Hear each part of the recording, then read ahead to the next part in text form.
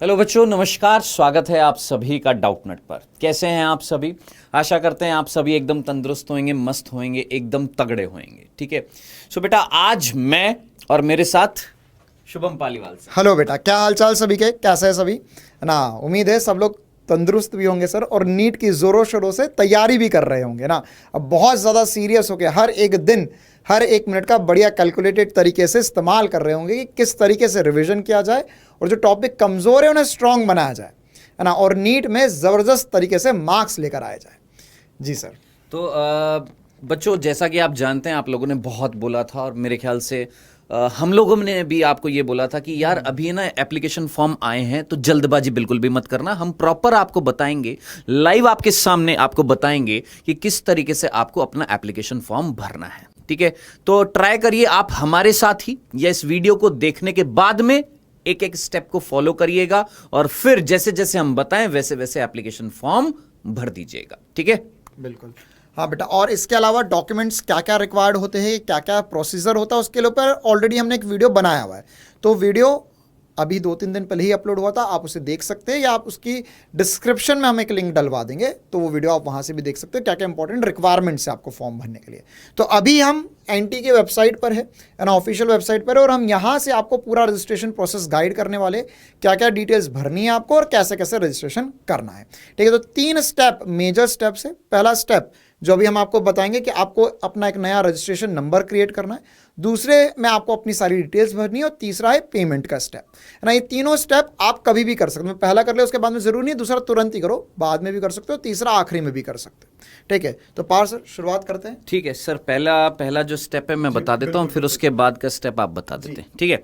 सो बेटा, सबसे पहले आपने क्या करना है, आपने ऑफिशियल एनटीए की जो वेबसाइट है उस पर जाना है, neet.nta.nic.in।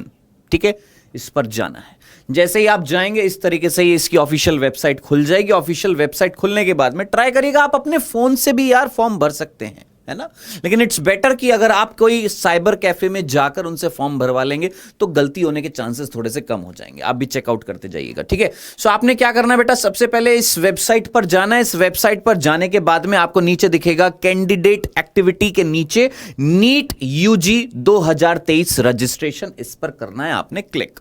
जैसे इस पर आप करेंगे क्लिक, ओके, आपकी एक साइट खुल जाएगी। मेरी खुली नहीं है, इसलिए मैंने पहले से खोल रखी है दोस्त, क्योंकि ये बहुत ज्यादा अभी बिजी चल रही है ना, लोग रजिस्ट्रेशन कर रहे हैं। जल्दबाजी आप मत करिएगा। ठीक है। सो जैसे ही आप यहां पर इस पर क्लिक करेंगे रजिस्ट्रेशन पर, आपके सामने ये इस तरीके से खुल जाएगा, पेज खुल जाएगा। अब ये पेज खुलने के बाद में आपने क्या करना है, यहां पर लेफ्ट हैंड साइड में आप देखेंगे लिखा हुआ है न्यू रजिस्ट्रेशन। ठीक है दोस्त, नया रजिस्ट्रेशन आपने करना है, क्योंकि आपने पहले तो किया नहीं, आप फर्स्ट टाइम कर रहे हैं। आप न्यू रजिस्ट्रेशन पर क्लिक करेंगे। चलो मैं कर देता हूं। नहीं खुल रहा क्योंकि बिजी चल रही है, इसलिए मैंने पहले से ही खोल रखी है। पहले से ही खोल रखी है क्या साइट, ये रही। ठीक है, क्योंकि मेरे को पता था कि ये ना क्या है कि बिजी चल रहा होता है, इस वजह से मैंने पहले से ही खोल रखी है।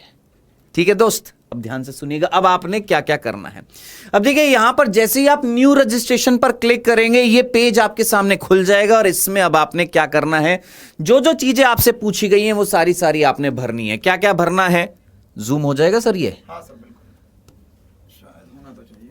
हाँ, हो गया। तो आपने सबसे पहले क्या करना है, कैंडिडेट का नेम, आपने अपना नाम लिखना है। मैंने अपना नाम लिख दिया है।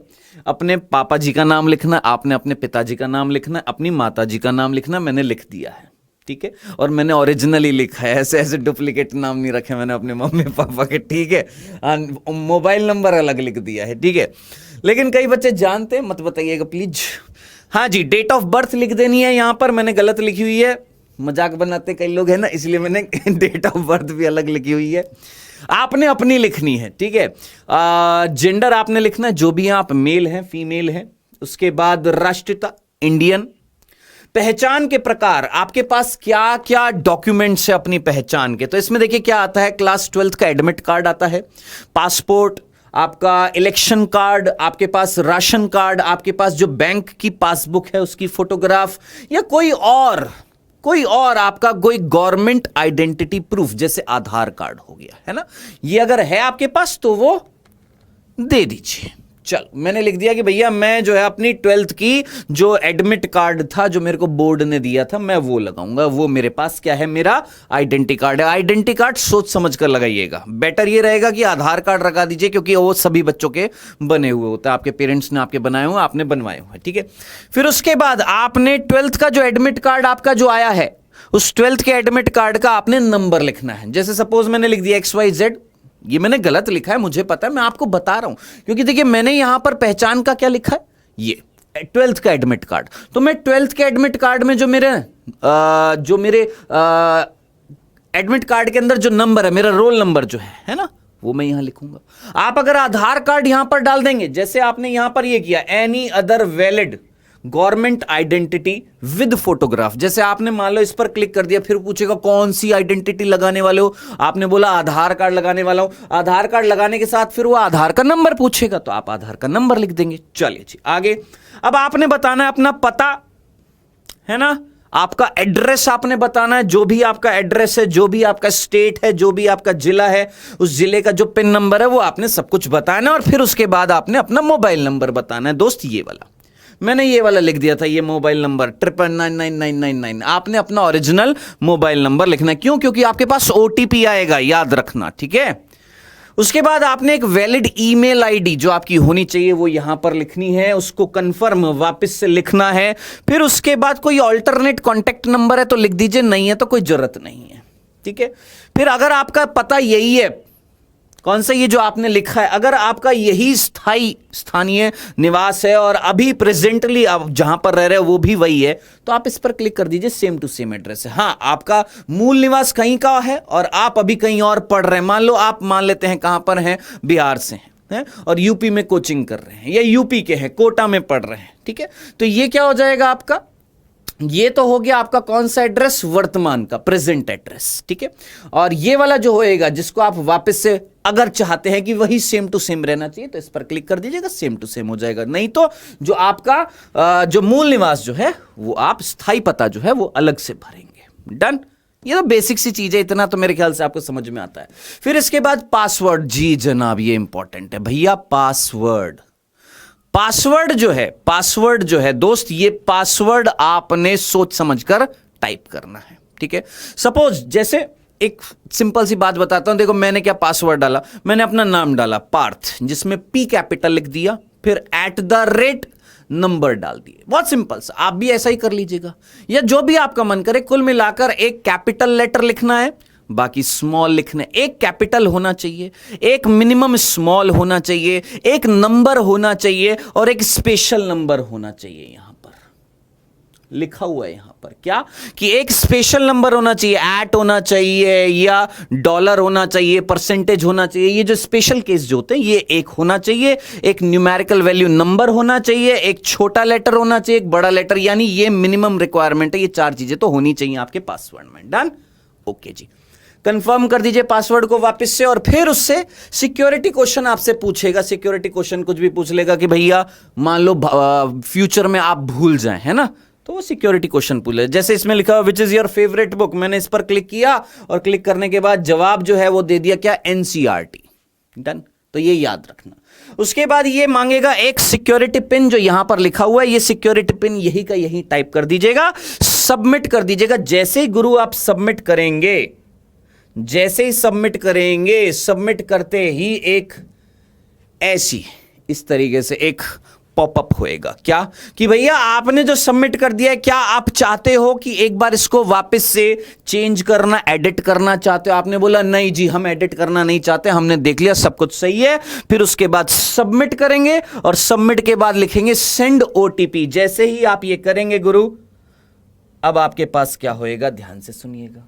जैसे ये कर देंगे उसके बाद में अब आपके पास ये पेज खुल जाएगा। सेंड OTP कर देंगे, OTP आपके पास आएगा, OTP मांगेगा, OTP डाल देना, उसके बाद में ये पेज खुल जाएगा। अब इस पेज में क्या क्या चीजें भरनी है, ये है पार्ट 2, है ना। तो ये सर अब आपको बता देंगे। Thank you sir. हाँ, तो देखो बेटा, जैसे ही आप OTP सबमिट करोगे ना, तो जैसे यहाँ पर ये पार्सर ने बताया था कि यह पेज खुलेगा आपका। तो इसमें जैसे ही आप ये वाला क्रॉस करोगे तो यहाँ पर वो अगर एडिट करना हो कुछ इन केस तो आप एडिट कर सकते हो। और ये वाला पेज पर फाइनल सबमिट करने से पहले कृपया करके 2 से 3 बार हर एक चीज़ वेरीफाई करना, स्पेशली आपका नाम, मोबाइल नंबर और ईमेल आईडी या जीमेल की आईडी जो भी आपने लिखी हो। ये 3 बहुत ज़्यादा इंपॉर्टेंट है। अगर इनमें गड़बड़ हो गई तो फॉर्म व्यर्थ हो जाएगा, या आप जब अगर मान के चलो नाम में स्पेलिंग मिस्टेक हो गई तो आप जब एग्ज़ाम देने जाओगे तब बहुत दिक्कत हो जाएगी, आपको एग्ज़ाम शायद ना देने दिया जाए।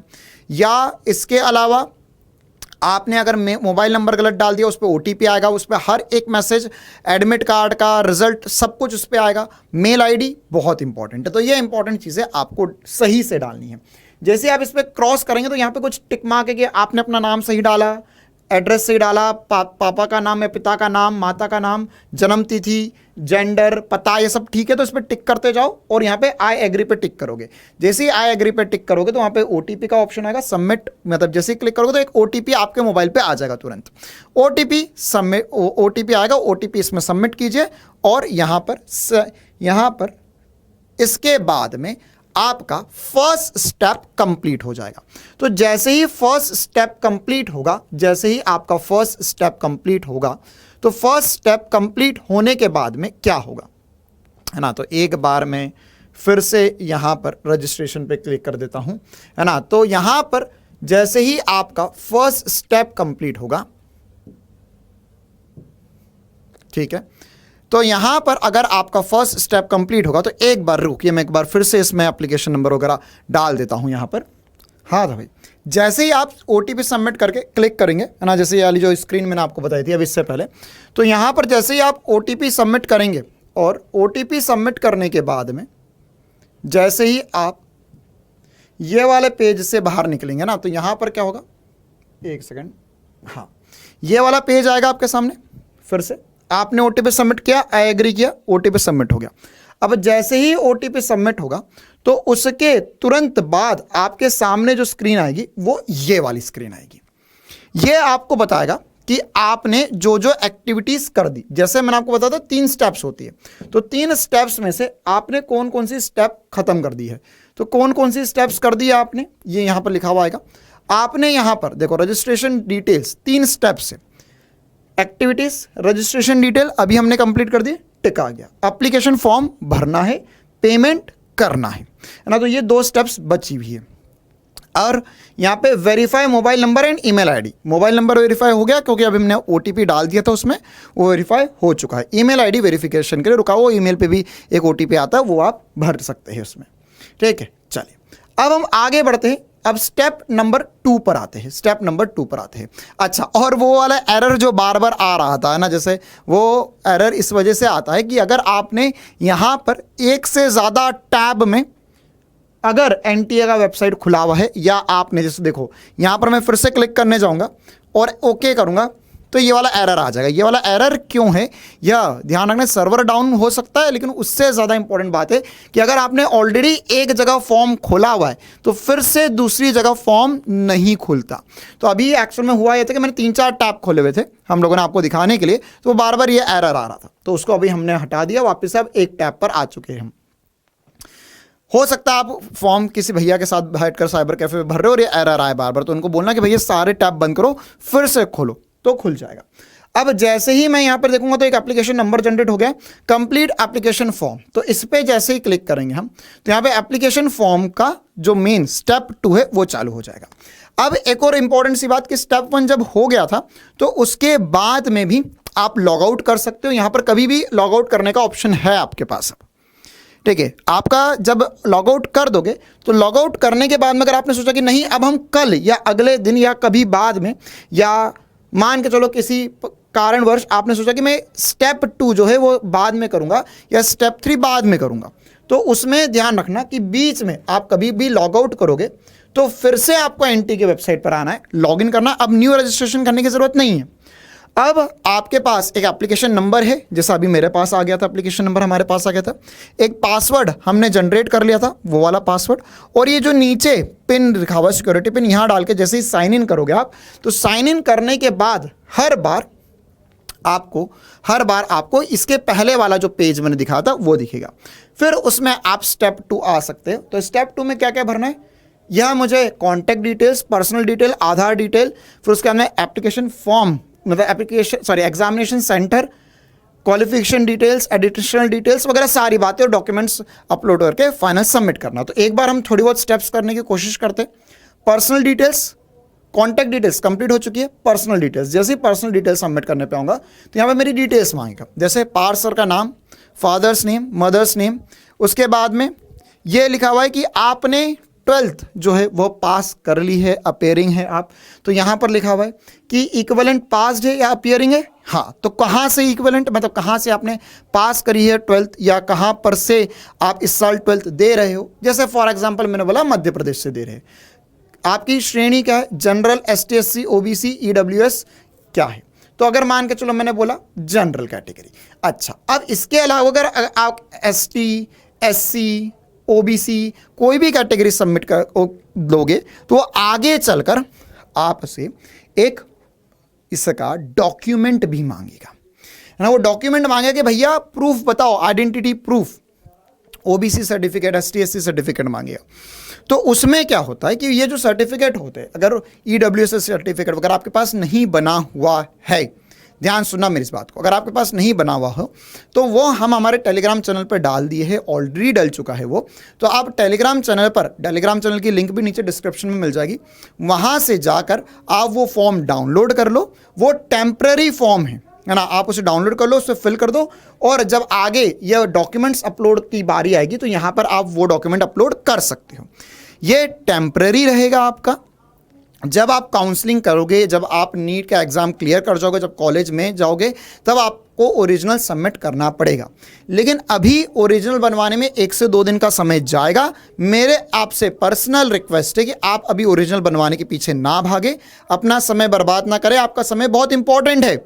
तो अभी आप क्या कर सकते हैं, जो मैं आपको टेम्पररी बेसिस पे जो फॉर्म प्रोवाइड करवा रहा हूं वो फॉर्म फिल अप करके डॉक्यूमेंट्स में अपलोड कर सकते हो, EWS का, OBC का, इन सब का। क्लियर है, छोटी सी बात है ना। और जब आप मेन एग्जाम क्लियर कर जाओगे, जब एडमिशन लेने जाओगे, तो उसके बाद में आपके पास बहुत समय रहेगा। एग्जाम आ जाएगी, एग्जाम हो गया, फिर उसके हमने रिजल्ट आने में 1-1.5 महीना लगेगा, एडमिशन की काउंसलिंग होने में 1-1.5 महीना लगेगा, तो बीच में बहुत सारा गैप मिलेगा। तब उस बीच आप ये सब कुछ कर सकते हैं। चलिए, तो अभी तो हम जनरल या चलो OBC ले लेते, ताकि आप अगर हमें आगे वो पूछे भैया, या EWS ले लेते कि आप वो उससे पूछेगा भैया डॉक्यूमेंट दो। इसके अलावा अगर आप PWD या आपके पास आप PWD उम्मीदवार है, या आपके पास विकलांगता का सर्टिफिकेट है, तो आप यस कर सकते हैं, वरना नो कर दीजिए। इसी प्रकार से डायबिटिक, अगर आप डायबिटीज़ है आपको, तो मुझे तो नहीं है ना, नहीं ही होनी चाहिए किसी को भी। इसी प्रकार से, है ना। अच्छा, ये क्यों पूछ रही है NTA, सबसे इंपॉर्टेंट सी बात ये पूछ रही है, इसके साइड में कारण दिया हुआ है कि अगर इन केस किसी को डायबिटिक पेशेंट है या डायबिटीज़ है, तो वो एग्जामिनेशन हॉल में 3-3.5 घंटे बैठेगा, तो उस समय वो एप्पल फ्रूट में, है ना, एप्पल, बनाना, ऑरेंज वगैरह ले सकते हैं, साथ में ले जा सकते हैं, हमें अलाउड नहीं है। ठीक है, चलिए। अब कहाँ के निवासी है, आप रूरल जगह से या अर्बन जगह से, मतलब आप शहर से है या गांव से है, तो वो लिख सकते हो, अर्बन कर देते हैं हम यहाँ पर। फिर उसके हमने वार्षिक आय क्या है आपके परिवार की, 1 लाख, 1 लाख से 2 लाख, 2 लाख से 3 लाख, 2 से 3 लाख, 3 से 4, 4 से 5, 8 लाख, 8 लाख के ऊपर, तो मान के चलिए हमने कर दिया 4 से 5 लाख के बीच में आए हैं। क्या आप माइनॉरिटी में आते हैं, क्या आप अल्पसंख्यक में आते हैं? अल्पसंख्यक में जैसे जैन या जैसे मुस्लिम्स, जैन्स, ये सब हमारे देश में अल्पसंख्यक में आते हैं। तो आते हैं तो यस करिए, वरना आप नो करके आगे बढ़ सकते हैं। ठीक है, अगर आप यस करेंगे तो यहाँ पर ये पूछेगा मुस्लिम, सिख, क्रिश्चियन, बुद्धिस्ट, पारसी, जैन। अगर आपने यहाँ पर नो कर दिया तो आपसे ये नहीं पूछेगा कि कौन सी माइनॉरिटी में आते। ठीक है, इसी प्रकार से आप किस देश के निवासी है, हम सब भारत देश के निवासी है। गलती से कोई दूसरा देश मत डाल देना, है ना, वरना वो जब फीस देने जाओगे तो 9,500 रुपये फीस मांगेगा ना। केवल भारतीयों के लिए जो फीस है वो 1,700 रुपये फीस है जनरल कैटेगरी के लिए, बाकी सबके लिए 9,500 रुपये फीस होती है जो भारत देश से बाहर से एग्जाम देना चाहते हैं। अच्छा, इसके अलावा do you intend to wear customary dress, जैसे कस्टमरी ड्रेस कोड में, जैसे अगर मान के चलिए अगर आप सिख है तो सिख जो है वो यूजुअली एक कड़ा या अपने सिर पर, है ना, वो टर्बन सा पहन कर रहते हैं, तो वो पहनेंगे क्या आप एग्ज़ाम के दौरान, ये पूछ रहा है ना। या इसके अलावा आप बुरखा वगैरह या कुछ और आपने रिलीजियस चीज़ें जो है वो अगर आप एग्जामिनेशन में पहनकर जाएंगे या नहीं, तो यह पूछ रहा है आपसे। ठीक है, तो आप यहां पर लिख सकते हैं नो, अगर इन केस है तो आप यस भी कर सकते हो। ठीक है, इसी प्रकार से आपने तैयारी कैसे करी आपने नीट की तैयारी, तो आपने ऑनलाइन कोचिंग से करी, डाउटनेट से तैयारी करी। इसके बाद में यहाँ पे जो सिक्योरिटी पिन आएगा वो आपको रखना होगा। तो क्या है सिक्योरिटी पिन? 258383 कैपिटल यू 2, आगे है 2। तो अब इस पर कर देंगे हम सेव एंड सबमिट, मतलब आपने ये वाला सेक्शन कंप्लीट कर दिया है, ये हो गया। देखो यहाँ पे टिक आ गया, मैंने यहाँ पे पर्सनल डिटेल खत्म कर दी, अब आधार डिटेल्स ही मांगेगा। तो आधार डिटेल्स मांगेगा तो आप आपके पास आधार नंबर है, यस करेंगे। तो जैसे ही यस करेंगे तो वो आपसे आपकी आधार डिटेल्स वगैरह मांगने लग जाएगा। जैसे यहाँ पे पार्सर की आधार डिटेल्स वगैरह ये मांगेगा, तो यहाँ पर हम ये फिर से सारी चीज़ें टिक कर देंगे, है ना, कि यहाँ पर हम आधार डिटेल्स हमारी शेयर करना चाहते हैं या नहीं चाहते। ऑब्वियस सी बात आप चाहेंगे। क्यों चाहेंगे? क्योंकि अगर आप अपने आधार डिटेल्स इसमें एंटर कर देते तो फॉर्म में अगर आपने कुछ मिस्टेक वगैरह करी तो आधार से वेरीफाई हो सकती है, वो डिटेल्स ज़्यादा बेहतर तरीके से रेक्टिफाई हो जाएंगी। फिर से उसके बाद में अगला स्टेप कंप्लीट हो चुका है, छोटा सा स्टेप था यहाँ पर। तो ये वाला पिन हम डालेंगे 45D2। ठीक है, इसे भी कर देंगे हम सबमिट। ठीक है, तो अब यह डिटेल्स जो है, अच्छा ओके, अभी मैं नॉट विलिंग कर देता हूं, क्योंकि अगर मैं विलिंग पे क्लिक करूंगा तो वो पूरी आधार नंबर वगैरह मांगेगा। जैसे आप यहां पर 3 ऑप्शन है कि मैं अपनी आधार डिटेल्स शेयर करना चाहता हूं, तो अगर आप जैसे आधार नंबर पे क्लिक करेंगे, अगर आपके पास आधार नंबर है और आप जैसे क्लिक करेंगे तो आधार नंबर मांग लेगा यहाँ पर, है ना। तो अभी मेरे पास अभी अपना आधार नंबर है नहीं, या मुझे अपना आधार नंबर याद नहीं है, तो इसलिए मैं नॉट विलिंग कर रहा हूँ। लेकिन आप लोगों को पहला ऑप्शन क्लिक करके आधार नंबर डालना है अपना, फिर यहाँ पे कंफर्म करके सबमिट कर देंगे। तो जैसे ही आप सबमिट करेंगे यहाँ पर, तो आप आ जाएंगे स्टेप 1 2 3 कंप्लीट हो गए, आप आ गए 4th स्टेप पर।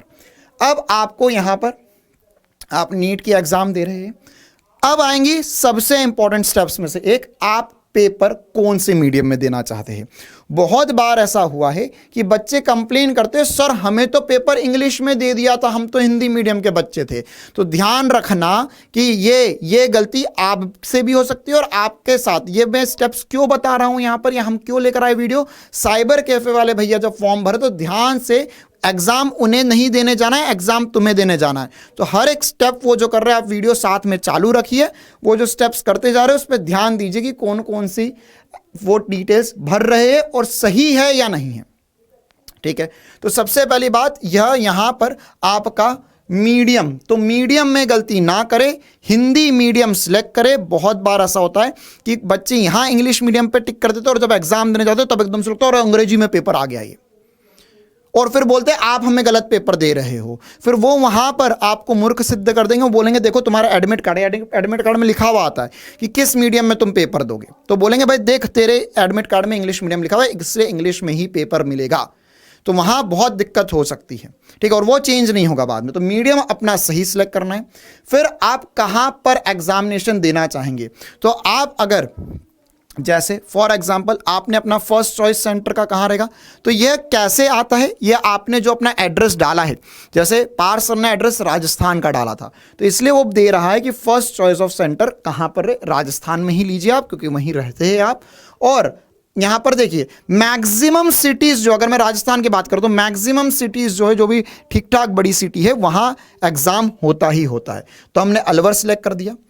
बाद में दूसरा ऑप्शन जो है, वो दूसरा ऑप्शन अलवर के पास में मान के चलो हमने भरतपुर सिलेक्ट कर दिया, या हाँ भरतपुर आ रहा है, भरतपुर सिलेक्ट कर दिया हमने। तो ये 2 सिटी की चॉइस हमें देना होगी।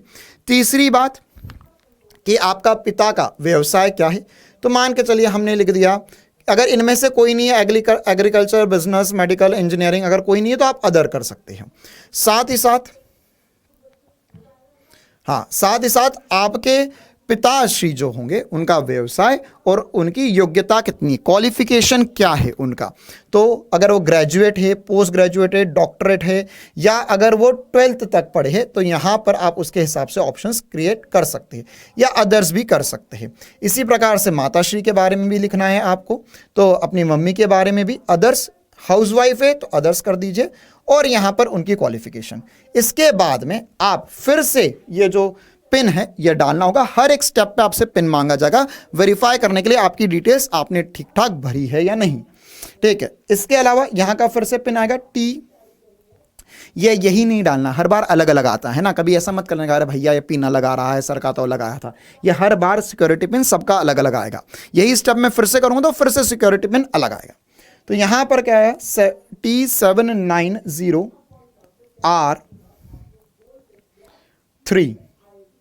अब जैसे इस पे सबमिट करूंगा मैं तो यह पूछेगा बिल्कुल सबमिट कर दिया, हाँ सबमिट कर दिया। तो देखिए अब ये मेरी स्टेप 2 में 4 चीजें कंप्लीट हो गई। तो एक एक करके ऐसी स्टेप्स कंप्लीट होती जाएगी, और जहां जहां टिक होता जाएगा वो आपको फिर से करने की जरूरत नहीं है ना। आप यहां पर चाहे तो कभी भी बीच में लॉगआउट करके अगली स्टेप्स कर सकते हैं। ठीक है, ये सब सेव होता जा रहा है उसके अंदर। जब लास्ट फाइनल स्टेप सबमिट करोगे तो फिर से पूछेगा स्टार्टिंग से आखिर तक तुमने सब कुछ भरा, वो देख लो भैया सब सही है या नहीं। ठीक है, तो यहां पर अब क्वालिफिकेशन डिटेल्स, या आपकी क्वालिफिकेशन डिटेल्स मांग रहा है ना। तो आपका 12th जो है वो 12th पास किया है आपने, बहुत बढ़िया बात है ना। किस साल में आपने 12th पास किया, तो जैसे मान के चलो मैंने लिख दिया 2016 में मैंने 12th पास किया था। ठीक है, फिर उसके बाद में 10th पास करी थी। ओके, और आपने कहां से स्कूलिंग करी थी, मतलब आप किसी रूरल क्षेत्र से थे या अर्बन क्षेत्र से थे, मतलब कि आप ग्रामीण क्षेत्र से थे या आप किसी शहर से आपने एग्जाम दी थी 10वीं की। तो मान के चलो मैंने ग्रामीण क्षेत्र कर दिया यहाँ पे। फिर उसके बाद में आपका स्कूल कैसा था, आपका ये आपका केवी था, गवर्नमेंट स्कूल था, प्राइवेट स्कूल था, ये किस प्रकार का स्कूल था। तो मान के चलो मैंने बोला भैया हमने गवर्नमेंट स्कूल से 10वीं पास करी। फिर उसके बाद में कौन से स्टेट से करी थी, तो हमने पार्सर का ही फॉर्म भर रहे हैं हम तो अभी, तो हमने राजस्थान से पास करी। तो यहाँ पर हम कर देंगे राजस्थान। कहाँ गया राजस्थान, ओए हाँ राजस्थान। फिर उसके बाद में आपने जो एग्ज़ाम दी थी तो कौन से शहर से दी थी, अलवर से ही एग्ज़ाम दी। ये सब 10वीं की डिटेल्स पूछ रहा है ये। ठीक है, कौन सा बोर्ड था, तो अगर राजस्थान में थे तो राजस्थान में राजस्थान बोर्ड ही होगा। तो राजस्थान में Rajasthan board, Haryana board, Rajasthan board, other board. यहाँ पर मुझे राजस्थान बोर्ड दिखाई नहीं दे रहा है, यहाँ ये रहा राजस्थान ओपन स्कूल। अच्छा ओपन स्कूल है ये, तो राजस्थान बोर्ड, हाँ ये रहा। ओके इसे हटा, हाँ भाई, तो Rajasthan board of secondary education है ना। ओपन स्कूल मतलब जिन्होंने ओपन से एग्जाम दी भी है। और अगर आपने ओपन से एग्जाम नहीं दिए, स्कूल गए थे, तो आप यहाँ पर सेकेंडरी बोर्ड, या जैसे RBSE Rajasthan board of secondary education, Bihar हो तो बिहार, यूपी हो तो यूपी। अच्छा, अब आपका रिजल्ट कैसे आया था, परसेंटेज में आया था, CGPA में आया था। मैंने बोला परसेंटेज में आया था। तो आपके जो परसेंटेज थे वो कितने परसेंट थे यहाँ पर लिखना है आपको। जैसे मान के चलो मैंने बोला मेरे 80% थे। ओके 80% थे। तो अब यहाँ पर टोटल मार्क्स का कितने का पेपर हुआ था, तो मैंने बोला सर 500 नंबर का पेपर हुआ था, उसमें से मेरे 400 नंबर आए एग्जैक्ट। तो यह परसेंटेज यहां पर आ जाएगा। ठीक है, इसी प्रकार से यह मार्क्स ऑप्टेन उसने बोल दिया भैया परसेंटेज में आए 80% आए। साथ ही साथ आपका कक्षा 10वीं का रोल नंबर क्या था, तो रोल नंबर मैंने लिख दिया डिंग डांग डुंग। चलो कोई भी रैंडम, अरे भाई खुद का रोल नंबर डालना है यहां पर। फिर उसके बाद में आपने जहां से एग्जाम दी थी या जो आपका स्कूल था, तो स्कूल का एड्रेस क्या था, तो हमने कुछ बोल दिया हमारा XYZ स्कूल था, XYZ स्कूल था, और वहां का पिन कोड कितना था 301028। ठीक है, चलिए। फिर उसके बाद में ऐसे ही आपको 11th की डिटेल्स डालनी है, ऐसे ही आपको 12th की डिटेल्स डालनी है। ठीक है, अगर आपका 12th का एग्जाम अभी हुआ नहीं है, या मान के चलो आपका 12th का एग्जाम हो गया, रिजल्ट नहीं आया है, तो कोई दिक्कत वाली बात नहीं है। यहां पर आप जब 12th डालेंगे तो यहां पर अगर आप अपीयरिंग कर देंगे तो यहां पर वो सारी डिटेल्स नहीं पूछेगा। मतलब जैसे अगर देखो 2 ऑप्शन है, 12th पास या 12th अपीयरिंग। तो जैसे ही मैं 12th अपीयरिंग पे क्लिक कर दूंगा कि अभी मैं साल 12th दे रहा हूं, तो उसने मुझे रिजल्ट नहीं पूछा, ना ही रोल नंबर पूछा, बाकी सारी डिटेल्स वो फिर से पूछेगा। सिमिलरली फिर यहां पर इसका सिक्योरिटी कोड फिर से डालना होगा, DJ, वैसे अब सबमिट नहीं होगा क्योंकि मैंने ऊपर की डिटेल्स भरी नहीं है, 7885। ठीक है, चलिए, तो यहां पर ये बोल रहा भैया ये सारी डिटेल्स भरो तभी हम आगे बढ़ने देंगे आपको। तो ये सारी डिटेल्स जो है वो आपको भरना होगी। इसके अलावा है ना, इसके अलावा 2-3 स्टेप्स बचे, इसमें अब और कुछ नहीं बचा हुआ। ये सारी डिटेल्स भरने के बाद में कुछ एडिशनल डिटेल्स होगी। फिर इमरजेंसी कॉन्टैक्ट डिटेल्स, आप अपने पापा का नंबर वगैरह डाल सकते हैं, और डॉक्यूमेंट्स, ठीक है, डॉक्यूमेंट्स अपलोड करना होंगे आपको। चलिए, तो एक बार हम यह डाल देते हैं, है ना, कुछ डिटेल्स भर देते हैं इसमें। एक और बार ट्राई करते हैं क्या ये हमें अगला स्टेप करने देगा। यहां पर है JI 26666। चलिए, एक और बार सबमिट करते हैं, क्या ये हो रहा है अब? हाँ, नहीं हुआ सर। अच्छा, 12th की डिटेल्स मैंने, अच्छा ये बीच में मैंने क्या कर दिया कि इसने डिटेल्स ही नहीं मांगी, मैंने यहां पे बोल दिया कि 11th की एग्जाम जो है वो हमने किसी बोर्ड से नहीं दी, है ना। कुछ कुछ बोर्ड्स जो है वो 11th भी बोर्ड एग्जाम्स होती है, तो उसके लिए है। बाकी आप इसे नॉट अप्लीकेबल कर देंगे तो कोई दिक्कत वाली बात नहीं है। अगर आपने, क्योंकि देखो, अगर आपने कुछ कुछ जैसे यूपी बोर्ड वगैरह, सॉरी बिहार बोर्ड वगैरह है, जो 11th की जो एग्जाम है वो भी पूरे बोर्ड लेवल पे, मतलब पूरे स्टेट की अलग से होती है, ठीक है, तो उसका रोल नंबर वगैरह आएगा। लेकिन अगर आपने स्कूल से एग्जाम दी है 11th की, ठीक है, तो 11th की अगर स्कूल एग्जाम है आपकी, या साउथ में भी कुछ ऐसे स्टेट से जो ऐसा करते हैं कि स्कूल एग्जाम है तो उसमें आपके पास रोल नंबर वगैरह कुछ नहीं होगा, उसका स्कूल का रोल नंबर थोड़ी ना डालना है, बोर्ड का रोल नंबर डालना होता है। तो यहां पर नॉट अप्लीकेबल कर दो, और 12th की डिटेल्स जो है वो एक बार हम रैंडम डिटेल्स डाल देते हैं। अच्छा, अब एक और सबसे इंपॉर्टेंट सी बात, जब आप 12th में आते हैं तो यहां पर एक बात पूछता है वो, जो कि है क्वालिफाइंग एग्जाम, और यहां पर इसमें आता है कोड, ठीक है। तो कोड को लेकर बहुत इंपॉर्टेंट सी बात, कोड क्या होता है एग्जाम फॉर्म में। तो जब आप यहां पर अपीयरिंग करेंगे कि इस साल 12th दे रहे, तो ऑटोमेटिकली कोड 1 आ जाएगा आपका। लेकिन अगर मान के चलो आपने बोला सर 12th पास हो गई, तो यहां पर आपके पास कोड के ऑप्शन आएंगे 2, 3, 4, 5, 6, 7। तो कौन सा कोड डालना है?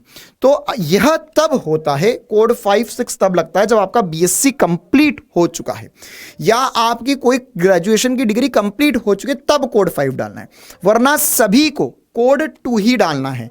आप BSc first year, second year, third year, किसी भी ईयर में हो, आप सभी को कोड 2 ही डालना है, यह बात ध्यान रखना, ठीक है। कोड 1 जो इस साल 12th दे रहा है, कोड 2 जिनका 12th हो गया है, आपने पिछले 3-4 साल में कभी भी 12th दिया हो, अगर आपका अभी ग्रेजुएशन कंप्लीट नहीं हुआ है, या अपीयरिंग में है, या फाइनल ईयर ग्रेजुएशन का, आपके पास अगर डिग्री है हाथ में, BSc की डिग्री है, तब दूसरा कोड डालना है, वरना आपको कोड 2 ही डालना है। ये कोड क्या है? जब आप एग्जाम क्लियर करके एडमिशन लेने जाएंगे, तो आपका जो एडमिशन होगा, वो एडमिशन में बेटा आपको वहां पर दिखाना पड़ेगा TC, है ना, कि आपकी 12th की TC है, या आपकी ग्रेजुएशन कंप्लीट कर लिया है आपने, वहां की TC है। तो अगर आपने BA MS या फिर आपका BSc वगैरह कोई भी कंप्लीट हो गया, तब कोड 5 डालिए, वरना कोड 2 ही डालना है हमें। चलिए, तो मैक्सिमम बच्चों को कोड 2 ही डालना होगा। अभी मैं कोड 1 पे कर देता हूं ताकि मुझे कम डिटेल्स फिल करना पड़े यहां पर। अच्छा, इसके अलावा फिर कहानी वही होगी कि कहां से एग्जाम दी आपने। मान के चलो मैंने अर्बन एरिया से दी, आपने किस साल में 12th पास किया वो भी लिखना होगा यहां पर। इसके अलावा स्कूल, मान के चलो मैंने बोला भैया गवर्नमेंट स्कूल था हमारा, और उसके बाद में कौन से राज्य से दी, फिर से हमने हरियाणा से एग्जाम दी। इसके अलावा, है ना, हरियाणा से या अलवर तो राजस्थान में आ जाएगा, अलवर वैसे राजस्थान में ही आता है ना, हाँ। तो फिर यहां पर आप जैसे ही राजस्थान लेकर आएंगे, राजस्थान मारो राजस्थान, हाँ ये रहा भाई। तो अब इसके अलावा यहां पर अलवर आ जाएगा। फिर यहां पर आपने कौन से बोर्ड से दी, तो फिर से आपको देखना पड़ेगा Rajasthan board of secondary education. और इसके साथ ही साथ अब आपको ये कुछ नहीं डालना है, क्यों? क्योंकि आपका अभी रिजल्ट नहीं आया है, ठीक है। इसके अलावा आपके स्कूल या कॉलेज का नाम XYZ स्कूल, और आपका वहां का पिन कोड, तो पिन कोड सेम ही डाल देते, सेम ही स्कूल होगा 301028,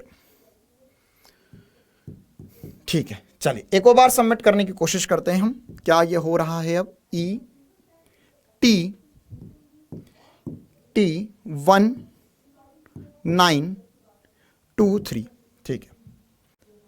अच्छा, फॉर्म भरने में मिनिमम टू मिनिमम, देखो ये सबमिट हो गया, आप क्वालिफाइंग डिटेल सबमिट हो गई, मिनिमम टू मिनिमम 1 घंटा लगेगा ही लगेगा अगर आप पूरा फॉर्म एक बार में भर रहे हैं। अगर किसी साइबर कैफे पे भी जाएंगे तो हमें 40-45 मिनट लगेंगे ही लगेंगे, थोड़ा टाइम निकाल कर ही जाना। एडिशनल डिटेल्स, अच्छा, are you a twin and applying both for या both are applying for NEET 2023 के एग्जाम। ये कैसा सवाल है? क्या होता है नीट के एग्जाम में, बहुत बार कोई जुड़वा बच्चे एग्जाम दे रहे हैं एक ही सेंटर पे, है ना, शक्ल एक जैसी, नाम अलग अलग, तो कंफ्यूजन ना हो इसलिए नीट वाले या एनटी वाले पूछ रहे भैया तुम जुड़वा हो क्या? नहीं सर, हम जुड़वा नहीं है। अगर जुड़वा करते, यस करते, तो वो पूछता कि तुम्हारा जो जुड़वा है या तुम्हारा जो भाई है या बहन है उसका 10th में कितने रोल नंबर था, उसमें 10th में नाम क्या था उसकी मार्कशीट पर, ये सारी बातें। हम जुड़वा नहीं है।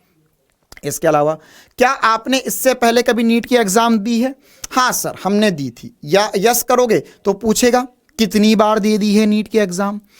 अगर, अच्छा, ये मन में ऐसा भी डाउट आ सकता है इसमें कि सर हमने 2020 में 12th दे दी थी लेकिन नीट की एग्जाम में पहली बार दे रहा हूं, तो क्या मैं इसमें दी या नहीं दी? क्योंकि सर बीच में 2-3 साल मैंने तो बीएससी करा था, तब तो नीट की एग्जाम नहीं दी, तो क्या करूं मैं यहां पर?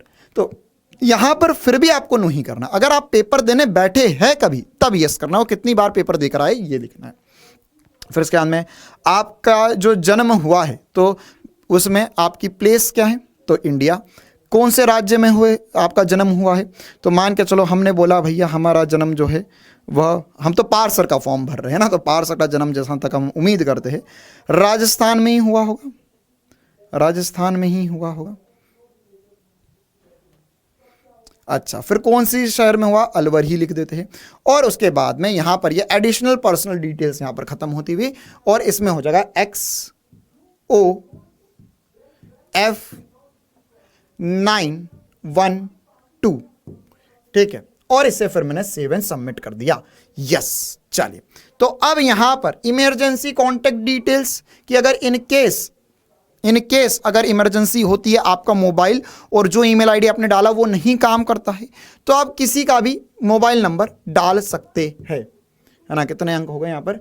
1 2 3 4 5 6 7 8 9 10। ये किसी का भी मोबाइल नंबर है, ये मेरे को नहीं पता, मैंने रैंडम नंबर दबाया है ना। फोन मत लगा के देखना कि यार क्या एसपी सर का नंबर है, ये है नहीं, ये किसी का नंबर है, मुझे नहीं पता किसका नंबर, मैंने रैंडम यहाँ पे टाइप कर दिया कुछ भी, ठीक है। मेल आईडी xyz@gmail.com, ठीक है, ओके। अच्छा, और ये कहाँ का नंबर है? इंडिया का ही नंबर है। लो भाई साहब, इसने तो फिर से आउट कर दिया हमें। इंडिया का नंबर है, फिर से एक बार आ देते, 1 2 3 4 5 6 7 8 9 10, 10 अंक डाल दिए हमने यहाँ पर। अच्छा, ये वाला जो कोड है फिर से डालिए अब आप, Q22927, फिर से करेंगे सबमिट। अच्छा, ओके, तो यहां पर है एक पंगा, है ना। यहां पर जो नंबर आप डालोगे उस पर फिर से ओटीपी जाएगा, गेट ओटीपी लिखा हुआ है यहां पर। मतलब क्या हुआ कि यहां पर जो नंबर डालेंगे उस पर भी ओटीपी आएगा। तो उस पर जब ओटीपी आएगा तो ओटीपी आप फिर से सबमिट करना। तो ध्यान रखना कि आप, एक तो आपके नंबर पे ओटीपी आएगा और एडिशनल डिटेल्स जो डालोगे उस पर भी ओटीपी जाएगा, ठीक है। तो वहां पर भी ओटीपी जाएगा, गेट ओटीपी करना। उसके बाद में डॉक्यूमेंट्स अपलोड का ऑप्शन आएगा, ठीक है। तो एक बार के लिए मैं अभी यहां पर अपना मोबाइल नंबर डाल देता हूं और मैं ओटीपी ले लेता हूं। हाँ भाई, तो वो जो अभी स्क्रीन थी उसमें मैंने अपना मोबाइल नंबर और मेल आईडी डाला, तो उस पर एक ओटीपी आया, वो वेरीफाई हो गया। तो अब जो मैंने स्टेप्स कर दिए, वो बीच में बार बार लॉग आउट हो रहा था, हो सकता है आप लोग भी जब फॉर्म भरे तो बार बार बीच में लॉग आउट हो रहा होगा ऑटोमेटिकली। तो अगर वो लॉग आउट हो जाता है तो आप फिर से उसे लॉग इन कर सकते हैं। सेम वही एनटीए की वेबसाइट पर गया था मैं अभी, तो एनटीए की वेबसाइट पर जाकर यहाँ पर रजिस्ट्रेशन पे क्लिक करा, उसने मेरे को अपना 2 चीज़ें बताई थी मैंने यहाँ पे एक रजिस्ट्रेशन, न्यू रजिस्ट्रेशन का ऑप्शन आता है और यहाँ पर वो आपका रजिस्ट्रेशन नंबर और पासवर्ड से लॉग इन करवाता है। तो वही लॉग इन करा तो वो मैं कैंडिडेट्स होम पेज पर आ चुका हूँ। तो यहाँ पर देखिए मेरा रजिस्ट्रेशन डिटेल्स कंप्लीट हो गया था, एप्लीकेशन फॉर्म तो ये अभी इनकम्प्लीट बता रहा है क्योंकि सारे स्टेप्स कंप्लीट नहीं हुए। तो जैसे ही मैं इस पर क्लिक करूँगा कंप्लीट करने के लिए, तो अब देखो अभी मैंने यहाँ पे कॉन्टैक्ट डिटेल्स डाल दिए, पर्सनल डिटेल्स डाल दिया, आधार हो गया है, एग्जामिनेशन सेंटर हो गया, क्वालिफाइंग डिटेल्स, क्वालिफिकेशन डिटेल्स हो गई, एडिशनल डिटेल्स डाल दिए, इमरजेंसी कॉन्टैक्ट डिटेल्स जो भी हम डाल रहे थे, इमरजेंसी कॉन्टैक्ट डिटेल्स, एक और मोबाइल नंबर और मेल आईडी, उसका भी एक ओटीपी आया था, ओटीपी मोबाइल नंबर पे भी आया था, मेल आईडी पे भी आया था, तो वो दोनों मैंने फिलअप कर दिए। अब उसके बाद में केवल और केवल लास्ट स्टेप बचती है डॉक्यूमेंट्स अपलोड करने की। तो अपलोड्स डॉक्यूमेंट पे आप जैसे ही क्लिक करोगे तो वहाँ पर आपको आपके डॉक्यूमेंट्स है ना, आपका आईडी कार्ड जैसे आधार कार्ड वगैरह, फोटो, सिग्नेचर है ना, सिग्नेचर, फोटो, और उसके बाद में आपके अंगूठे के निशान, चारों उंगलियों के निशान है ना, मतलब इंक पैड से आपको लगाकर वो पेपर पे करना होगा और उसको क्रॉप करके अपलोड करना होगा। आपके लिए अगर ओबीसी या ईडब्ल्यूएस सर्टिफिकेट वगैरह है, पीडब्ल्यूडी सर्टिफिकेट है, तो वो ये डॉक्यूमेंट्स आपको अपलोड करने होंगे। हाँ, और 10th की मार्कशीट भी लगेगी। तो जैसे ही आप यहाँ पे डॉक्यूमेंट अपलोड पे क्लिक करेंगे तो वो नेक्स्ट पेज खुल जाएगा और वहाँ पर आप अपने डॉक्यूमेंट्स अपलोड कर सकते हैं। यहाँ तक मैंने आपका पूरा पूरा साथ दिया है।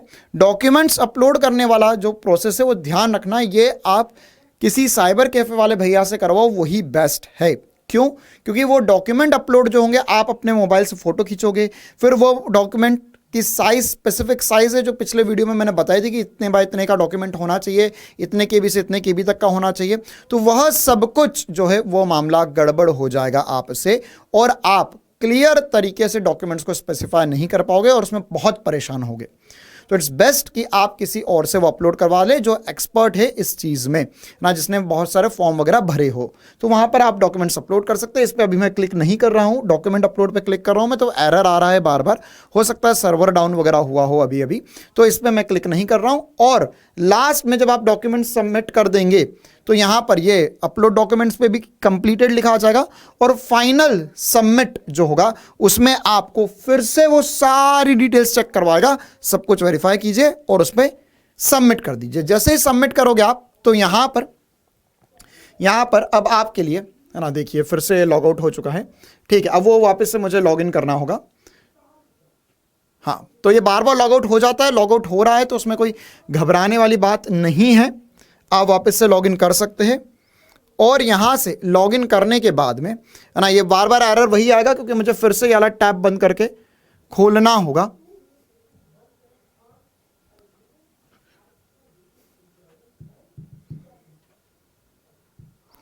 ठीक है, तो फिर से यहां से लॉगिन करना होगा मुझे और ये देखो अब लॉगिन का पेज खुल चुका है। तो लॉगिन फिर से बार बार लॉग आउट हो जाएगा 2-3 बार, तो कोई दिक्कत नहीं है। आप वापस से आईडी पासवर्ड डालिए और उसके बाद में आखिरी स्टेप बचेगा फीस पेमेंट का। तो यह सब स्टेप्स रहेंगी। ये वीडियो काफ़ी लंबा हुआ है, मुझे पता है। अब देखिए आप, मैं खुद, मुझे जब सारी बातें थोड़ी बहुत पता थी और मैंने मतलब एग्जैक्ट डिटेल्स नहीं भरी है तब मुझे इतना टाइम लगा। तो अगर आप अपनी डिटेल्स वेरीफाई करेंगे, सब करेंगे, तो 1 घंटे करीब आपको आराम से फॉर्म भरने में लगेगा ही लगेगा। तो पैनिक होने की ज़रूरत नहीं है, आराम से सभी स्टेप्स कीजिए। हो सकता है कभी आप फॉर्म भर रहे हो और बीच में जैसे मेरे को जो एरर आ रहा था बार बार, वो एरर आपको भी आए, तो आप एक दिन रुक जाइए, अगले दिन फिर से ट्राई कीजिए, ठीक है। और अगर नहीं होता है तो अपनी जो ब्राउज़र हिस्ट्री वगैरह होती है इसमें वो क्लियर कीजिए, तो आप वापस से आपका लॉगिन कर पाएंगे और आपकी अगली स्टेप्स आगे बढ़ जाएंगी।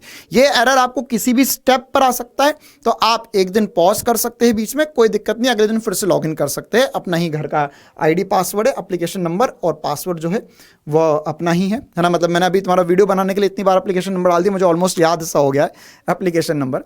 तो ये वाला वीडियो तो अभी हम इतना ही रखेंगे। मैंने सारी बातें आपको बताई है, हम लोगों ने मिलकर आपको जितनी मैक्सिमम बातें पॉसिबल थी वो सारी बातें बता दी हैं। इसके अलावा भी अगर आपको कुछ डाउट रहता है तो आप कृपया करके नीचे कमेंट कर सकते हैं, हम उसका जवाब देने की पूरी कोशिश करेंगे। और जो फॉर्म के साथ साथ डॉक्यूमेंट्स वगैरह अपलोड करने हैं उसकी जो पीडीएफ है वो टेलीग्राम चैनल पे आपको मिल जाएगी।